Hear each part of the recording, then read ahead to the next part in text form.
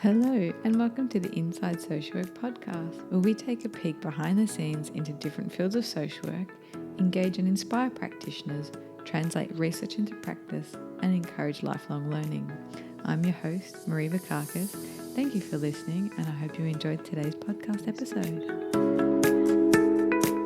Hello and welcome to episode 17 of the Inside Social Work podcast. Today I'm chatting with Cathy Love about all things private practice. Welcome to the podcast, Cathy. Hello. Very exciting to be here. So tell the audience a little bit about your journey and what you're working on now. Oh my goodness. So I now work as a allied health business coach, and I work with allied health business owners, helping them run powerful, profitable businesses that really make a positive impact on their lives, but also on the lives of their team and clients as well. So the reason I've kind of landed in this very, very cool role is on the back of decades of being self-employed. So I came out of university with an occupational therapy degree and went straight into paid employment here in Victoria, here in Melbourne actually, and then did the obligatory run to the UK for a few years and all of that. And even when I was in the UK, so even at 5 and 6 years out, and this is back in the 80s, I picked up some private work. It was just word of mouth and just a bit of work after work, a bit of work on Saturdays. And it was really fun, and it was a really different way to make a difference without all of the rules as such of what your employer thought you should and shouldn't do.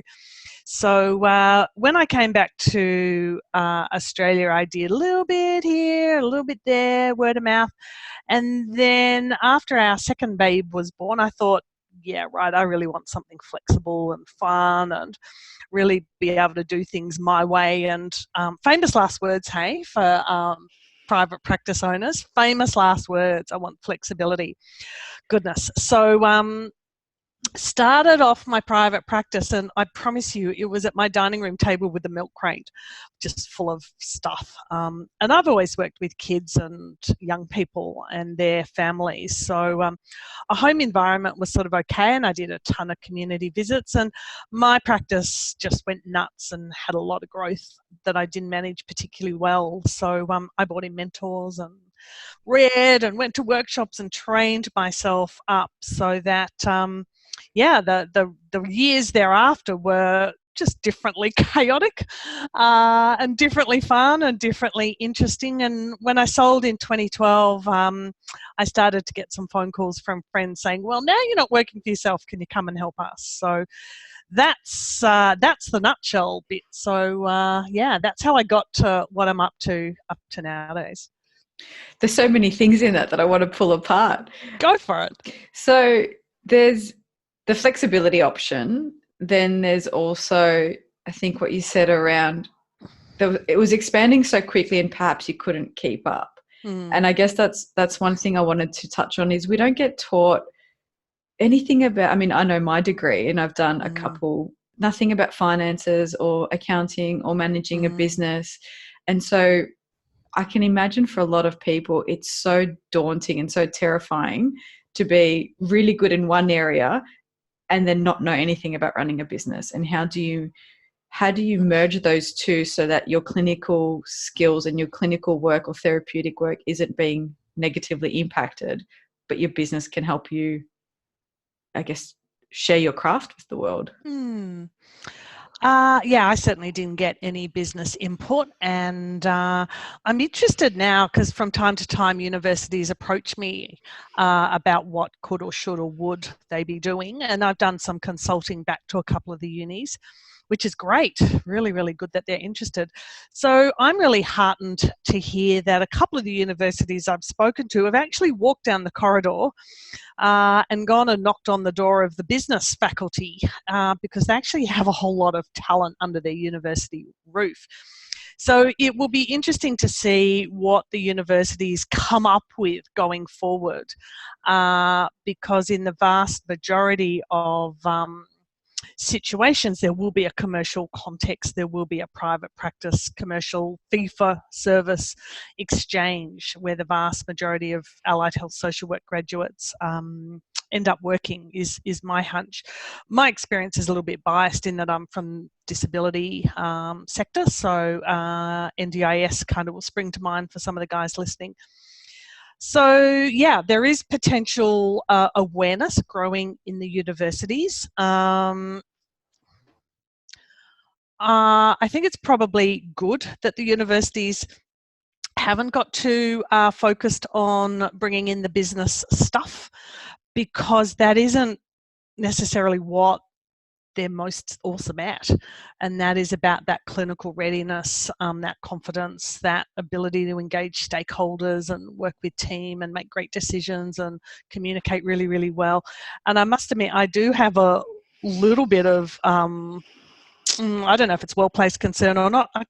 I'm just not sure how entrepreneurial some of the business information that could end up in allied health could be, and whether it dilutes or distracts from the core clinical content as well. So it's going to be an interesting one to see. I think it would only ever really be considered an add-on kind of subject, because it's not their core work. So I don't know.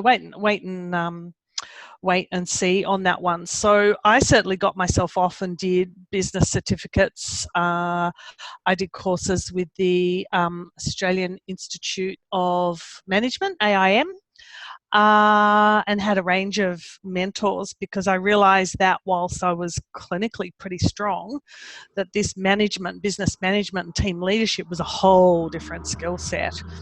While aligned with some elements of what I knew clinically, was just a completely different kind of subject matter. So nowadays there's even more options available if you want to go and skill yourself up, and there's now specialist entrepreneurial programs and all sorts of things. So there's fun to be had all over the place in that nowadays, which is good. I see that I guess I break it down into, there's probably three main types of entrepreneurs, and I wonder what your thoughts are on it. So I see one group being, I'm really passionate about this product or service. I think my clients or my community would benefit from it. I'm going to try and make a way to launch it. Then there's a second group who are like, I want to create hours that work around my lifestyle, or have particular times off and have more of a capacity to have a different work-life balance. And then there's a third who just know they want to run their own business, and then we'll do some market research, find a niche, and then work backwards from there. Is there a fourth group, or are they kind of the main ones you think that's the kind of pattern you're seeing with people? I think the one business owner can be all three at different times as well, and with slightly different hats on. There's also a cohort of people who really build a business from the inside out and really collaborate very closely with their customers, if you like, and with their stakeholders to really listen to what people want. So one of the risks of starting with a product and selling it to people is it may not be what people want. It might be what you want to do, but it might miss the mark in the market. So we've all done that, and that can be part of business and all of the rest of it. In terms of work-life balance, I think the very word balance sums it up really well, that it's dynamic, and that sometimes it tips one way and sometimes it tips the other. And to have a bit of a philosophical view around that it's not static and it's not going to be the same every day and every week, will help you kind of flex around where your energy is needed and where and why and when. And then the other group was around, what was the third group that you said? So there's a product, the flexibility. And then I think there are some people, and perhaps not as much in allied health, but so there might be someone who's like, I just want to make a lot of money selling things on Amazon, and I'm going to see what products are missing and just create that. Yeah, so the gap analysis guys. Yeah, but then there are some people, like I think of the person who started Keep Cup. She saw a need and developed a product and then built that up. Yeah. I guess one of the risks about doing the market analysis and zooming in on a niche is it might not be your area of flow and it might not be your area of passion. And I think the market is increasingly heart-based and increasingly looking for connections and increasingly skilled at sniffing out the money makers as such. And you might have some fun kind of getting that business off the ground. It might have some short-term success. I don't know. But yeah, it's an increasingly savvy purchasing market. So yeah, but I would see most allied health, most entrepreneurs, most business owners of having all 3, 4 profiles, plus probably another half a dozen others, and just all of those those messy combinations of all of them, and still wondering why they're working so hard and so underpaid. I want to touch on your point of the consumers wanting a bit more heart and kind of sniffing out the people there for money. How do you find that works? Trying to, because we're taught, especially in kind of social work and counselling, where you can't disclose a lot and we've got to have these really strong boundaries, but then people really want to get to know you. So how do you market yourself and your brand while kind of sticking to some of that more protective boundaries and maintaining your ethics and disclosing enough to build connection, but not so much that it crosses a line? Have you worked with clients who kind of grapple with that balance? Yeah, I guess this zooms back into your personal integrity and your personal stickability to your ethics and the ethics you've been taught and the ethics that you've learnt from growing up and the ethics you bring to business. And so that sort of has very much got a clinical context as well. As I understand it, brand has got a few different aspects, and that there's not just one sort of brand. There's your personal brand, there's your business brand, and your product brand. And essentially they form a triangle, and they should be equally weighted. But what invariably happens is sometimes your personal brand is kind of louder and more apparent than perhaps your business brand, and it could be that no one even knows the name of the products of what you sell as such. So I think having some awareness about where the heat is in your profile, whether it's online or in the community, is the first place to start with that, and to think about how you're going to perhaps even up those 3 points. So if your business brand is really strong, how do you heat up your personal brand? How do you heat up your product brand as well? So in terms of ethics, as simple and as complex as it sounds, it's usually a really good thing to walk the talk and have one version of yourself that shows up in as many places as possible, so that there's lovely congruence about the language you use online, the language you use in newsletters, the language you use with clients, with referral partners, so that there's really this streamlined version of you and your business and your products wherever you show up. And it is simply complicated, that bit, in my experience. Simply complicated. Simply Lovely. complicated, yeah. It's really easy to stray and to try and be something else that you think Facebook might want, for instance.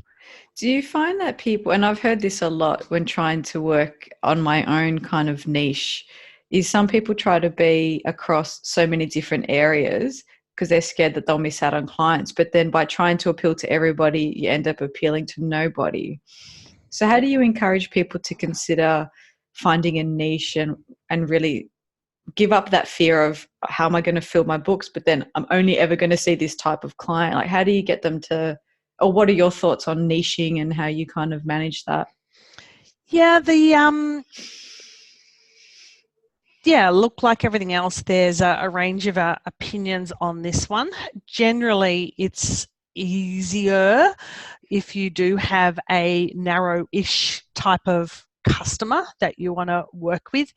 I'm sure everyone's heard about ideal client avatars and having someone in mind that is just perfect for you and perfect for your business.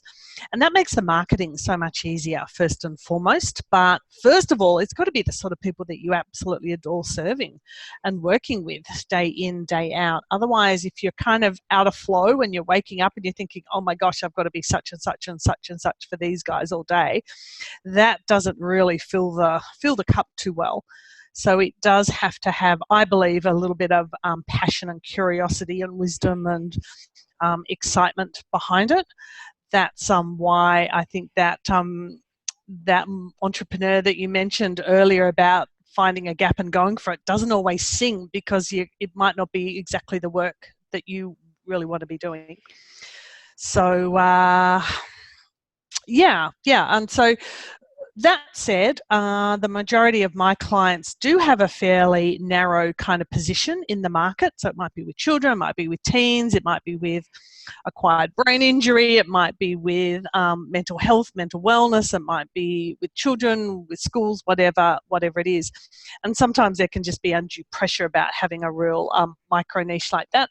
I work with other businesses that are more rural and remote, and they do have a broader service offer, and there's complete context for that.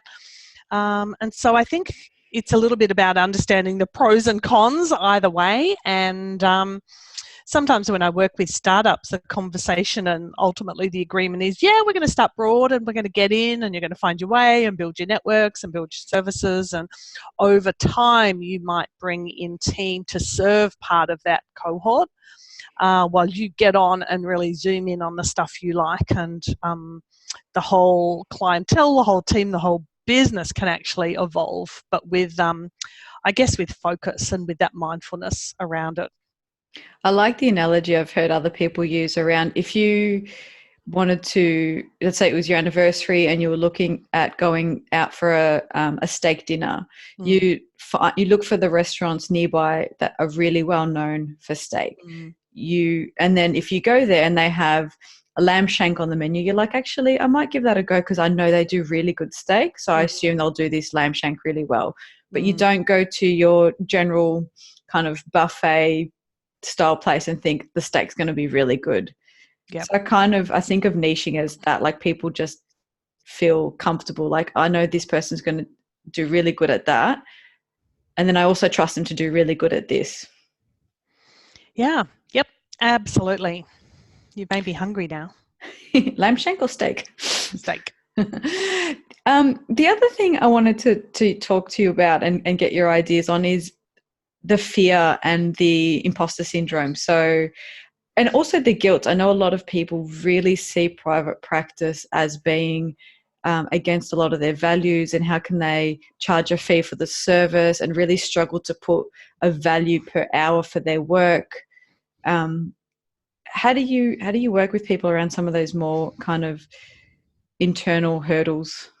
Yeah, everyone, I guess we've all faced this one at some point or another. But I got my hair cut 3 weeks ago and I paid for that.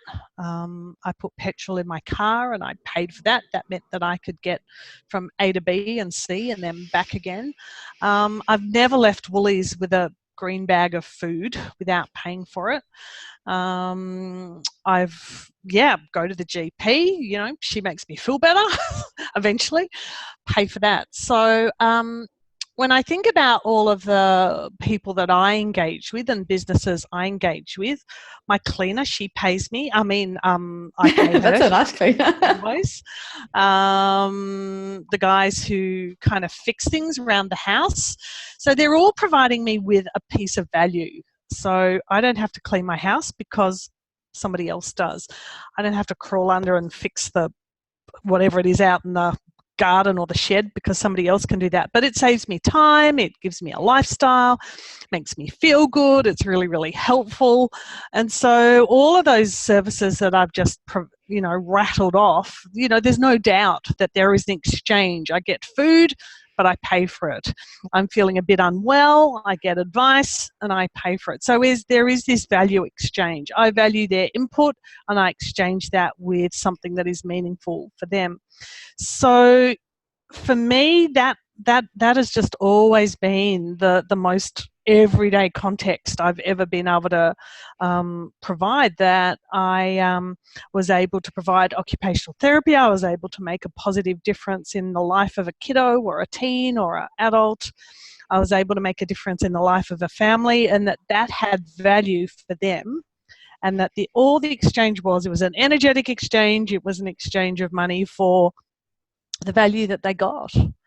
So, yeah, it might sound really simplistic, but I've been very comfortable with that commercialization for a very long time. Do you find that some of your clients really struggle with that? Uh, yeah, I think lots of people struggle with it at all different points for all different reasons. So, what I tend to say is to get back to basics and actually re identify with the value that you bring to that therapeutic relationship and the value you bring to your customers' future opportunities in life and all of that good stuff, and to kind of just dig back into the impact that you will have with making a difference in that person's life, in your customer's life. And how do you get people to reconsider the time it takes to do something? So, I think of the example, like if, you're sitting next to Picasso at a bar, let's say he lived now, and he doodled something on a napkin, and it's like, oh, can I have that? And he's like, oh no, it'll cost you $50,000. Like, but it only took you 5 minutes. It's like, yeah, but it took decades to get to that 5 minutes. So how do you convince people to really stick by? There's been, to niche down can sometimes be a decade of tertiary study and professional development and memberships and associations you have to join. So yeah, you might have had a 50-minute session with someone and they're like, well, why is that worth it? But to get to that point, there's so many things you have to consider and factor in, as well as your overheads and ongoing costs. Yeah, I often ask, so everyone kind of grapples with this in their own way, and everyone makes their own millimetre of progress in their own way, and it very much depends on their commercial mindset, very much depends upon their own energetic mindset about why they're here and why they're even doing business. So a question I often ask is for them to jot down everything they've spent on professional development, even in the last 12 months. And invariably it'll be 2, 3, 4, 5 grand plus flight, with flights and accommodation and the Uber ride to the airport and so on and so forth. So you multiply that out by, years and decades, and it's going to give, 100,000 a real nudge. As a rule, I know I've flown all over the world to do my training, and I've had a range of business and clinical mentors globally for 20 years. So that's going to have a price, and that is another layer, another ring around the tree. It's another layer of my windward to be able to deliver what I deliver. So I value that. I value all of those opportunities, and I think it sort of circles back to what I was saying about really being clear on how I've invested in myself to bring the best version of myself to a therapeutic relationship or a business coaching relationship, but also having, reasonable working clarity about the positive difference I can make for a business owner or for a client or what have you. So yeah, big fan of growth mindset, big fan of working in flow, big fan of, really good mentoring, not just business mentoring, but really good whole person kind of mentoring as well. Awesome. And I'll get you to chat before we wrap up a bit more about the products and services you offer. But just another kind of, I guess, area to explore is how do people jump into that deep end of seeing themselves as a business owner? So, we talked a little bit about the different entrepreneurial styles and skilling up in business, but how do you find, some people, might think it's just not for me, or it must be too hard, or I've seen other people do it and I don't know how, that you don't get as much nurturing as you do if you start a job in a case manager role and you kind of work your way up. Like, it's a whole scary world. So where would someone start if they were thinking, yep, this is an area that I might want to go into? How should they start thinking about it? And then what kind of people should they get on board? Yeah, I'm long overdue to run a workshop, a virtual workshop for startups. I've been getting a bit of input on that, and suggestion on that from the market the last 2 or 3 months. I think you got to have a you got to have a bit of a head for numbers, or be willing to learn. I think you need to check in on your own energy levels. I think you got to think about what you do want and also what you don't want. Checking your appetite for risk, your readiness to do whatever it takes. So there's a whole lot of temperament pieces to it. There's a whole lot of energy. Have I got the energy to do this? A little bit of, well, what will this look like in a year? So some really early strategic planning is always a good thing. And you might have a series of strategic plans that have a 3 or 4 month life, to have a bit of an idea of the finance you've got or you haven't got, and if you need more, how that is all going to happen. And look, yeah, I've worked with startups who've gone from zero to hero in a matter of months, and it all comes back to, as I observe it, how much do you want it? Because that is going to determine what you put in. It's going to determine who you engage by way of bookkeepers, accountants, business coaches, HR specialists, lawyers, getting your company structure, all the rest of it. So there's a ton of stuff to learn, but there's also a ton of support out there in all sorts of different pockets. I don't know about this Social Work Association. Do they have any kind of support or any sort of groups, professional development groups who are business owners? I know SPA, Speech Path and OTA and the physio. I know all of the other groups do. There's recently been a private practice group that started, but that's still fairly new. So there's not a whole lot. It's not a big area, and I don't think it's particularly well ethically with some people. So it's a bit of a murky area for social workers. Okay. So I've found that, I've had to build my networks through working with other professionals, and again, the overlap's not entirely there. So there's some things, even something as simple as having testimonials. It's like, I can't have a client have a testimonial on a website. Maybe if it's a participant for a training or a workshop, great. But, how do I want to maintain that confidentiality. I don't want clients to feel in any way that they're going to be pressured to disclose anything or write a review. So it's a different way of working than other, maybe like a dentist or I don't know, somewhere where there's a different type of confidentiality perhaps. Yeah, I think all of the allied health, mental health professions have got that alignment with testimonials, but there's 99 other ways of messaging what you do and why you do it. So plenty of other options in there and other workarounds. So I guess, that group you have access to sounds as though it's fledgling and getting its finding its feet, and I would hope that it goes from strength to strength, because private practice, I don't believe it's a bad thing or a dirty word or any of that. When I think about the impact that my first business had, and when I think about what we get done now, I think it's a really cool, interesting, creative way to work and get that impact. And I guess that's what I agree with you on that you can be immediately responsive. So if there are 2 or 3 people that have a similar need and you run the idea of a group, you can have a turnaround, have that program written, people signed up within a few weeks, and you don't have to get management approval. You don't have to go through different layers of bureaucracy. It's just like, oh, okay, so we want to do a parenting skills workshop. Yeah, we've got a few interested. Great. We'll open the group up to everyone at the practice, and if anybody else wants to come, should we open it externally? How do we balance confidentiality? A few discussions, a few phone calls. Bob's your uncle. Yeah. So you can be really, and that's what I love about it. You can be really responsive to people's needs almost immediately.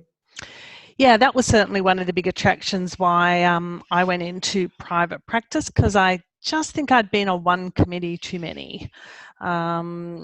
And everything needed months and months and months for approval, and that just didn't sit with me at all well. Wonderful. Oh, this is so exciting. We could talk for so long. Probably the last thing I wanted to talk about is the importance of getting systems put in place, and not just for the business side of things, but how that impacts the therapeutic relationship with the client. So from the minute they have contact with either your brand or your website, is it going to take you 2 hours to call them back or 48 hours? Like every step along the way really impacts on the rapport building for that client, especially in something like counseling where it's very one-on-one, but even in group work or when you're working with children, like the experience the parents have along the way of how you've engaged them, when there's so much stigma in this line of work and often a lot of fear. How do you recommend people go about that? So really thinking about it from the consumer's perspective, about that consumer experience, and then setting your systems behind that to flow. Yeah, so there's a ton of information in the marketplace about the customer experience at the moment. So that's super, super relevant to what we do. I guess it's going to be N equals 1. Everyone's going to do this a little bit differently. You might get back to someone within 2 hours. Another business owner may be in their growing their practice part-time, so that 2-hour interval just isn't going to be possible, and that's okay as well. So I think it comes down to some having a strategy in place in terms of what you want the customer to experience, but also who you need to be and whether you need teams sooner rather than later to help manage your customers' expectations as well. So I guess that returning phone calls, some businesses are going to have 2 hours, others are going to have 4, others are going to have close a business, others are going to have 24, 48 hours or whatever. So you can even message that on the website. You can even manage customers' expectations. And whilst nearly always sooner is better, because if they're phoning you and not getting a reply, they're going to be phoning the next 3 on the list. But it then is about some consistency and that you do what you say you're going to do. And I guess that's for every business owner to decide what their responsivity is going to be and why. And that is just the very, very well, it's one of the early points that the customer has with you, but thinking about how you're showing up online, what people are saying about you, what your referrers are saying about you, what your past customers are saying about you, so on and so forth. And then there's just going to be a series of touch points as they work with you right across the business, each of which will need a policy and a procedure and documents and all of that good stuff. And thank you, Stephen Covey. I wish you were still with us, but start as you mean to proceed. So even if you're jotting things down on the back of an envelope, not that we use envelopes very much now, but the expression is jot down all of your systems and all of your recipes as you go along, so that you don't have the weight of carrying them around in your head the whole time. I like your idea of pulling people along at different points and having a team. And I remember hearing, it was another podcast talking about, if you're a sole practitioner and you're doing everything on your own, and you come back at the end of the day of doing client work, which in itself is so demanding of energy, and then you kind of begrudgingly send a few emails and return a few phone calls, that feeling of like, oh, it's just such a burden, I can't believe I have to do this again, actually can come across really negatively to the people you're calling, because for them, you might be the first person they've reached out to, and you've picked up the phone at maybe an unusual hour, or maybe your email was a little bit direct. So they're not getting that really good, refreshed quality service because you're fatigued from trying to wear too many hats. And that really resonated with me, of that direct impact on clients. And how if you're a bit fatigued, you can be a little bit sloppy, or a little bit, maybe snappy, or a little bit more direct than usual. Yeah. So, for me, admin is a swear word. Admin sits on the swear jar. And if you're hearing yourself saying, I'm just doing admin, or I've got to do admin, if there's a bit of tone, I suspect you haven't really had a look at what's sitting in that admin bucket, because there's going to be a whole lot of marketing, there's going to be customer service, there's going to be managing referrers and their relationships. There's going to be all sorts of things in there that we just dump into admin because we really haven't thought about what it is we're doing at a more specific level. So banish the word admin, I say. Oh, I think at my swear jar would have been full just this weekend with the amount of times I said just a couple of hours of admin, and then I'm watching Harry Potter in the background and I've just typed one email. Such good use of time. Oh, the Harry Potter. Yes, that's true. It's winter. I watch it every winter, I think. It's great. Yeah. So how can people find you?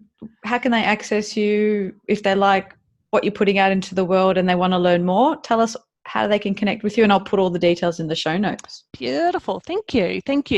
So, probably the website is the best place to start. So www.nacre.com.au, and you can sign up for our Allied Health Business Love Letters there, and you can find out about our podcast and all the crazy that goes on there.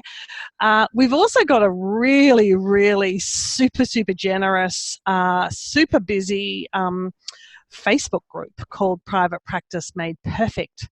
And there's over 600 people in there, and the sharing that goes on there is absolutely remarkable. I just love having a look at what's going on in there. So website, listen to a little bit more of me rabbiting on another podcast, signing up for our newsletter, joining the Facebook group. And we've got a really lovely starter upper kind of membership program where you get training with me every month and access to a really smart kind of treasure chest. We call it the treasure chest in-house of business resources with lots of videos and templates and things like that. So our mission is to be helpful and to make sure that business is effective and fun, and that the business is serving you, and that you're getting all the rewards, not just financial but emotional, and all of those other ones as well. So we don't want anyone doing business the hard way. Great. And I hope people are pressuring you sooner rather than later to get that webinar on. Yeah. And I can't believe I said that. Never mind. I'll add that. Well, maybe now it's out there in the world, and you've got until this podcast goes live. So we can add that as it comes up into the notes, because I'm sure that's something people would like to kind of learn a bit more about and get kind of familiar with all the different options, because it can be a big leap. And I think to have those supports in place, and your Facebook community is beautiful. So I'm in that and chatting away and asking, well, not so silly questions, but no, there's no silly ones other than what's your favorite cocktail. So it is more than just business in there. Let's leave it at that. Yeah, awesome. Thanks so much for chatting, Cathy. Thank you so much for having me. All right, bye. See ya. Thank you for listening to today's podcast. Be sure to check out the show notes for today's episode's resources, and don't forget to click subscribe and review us wherever it is you get your podcast.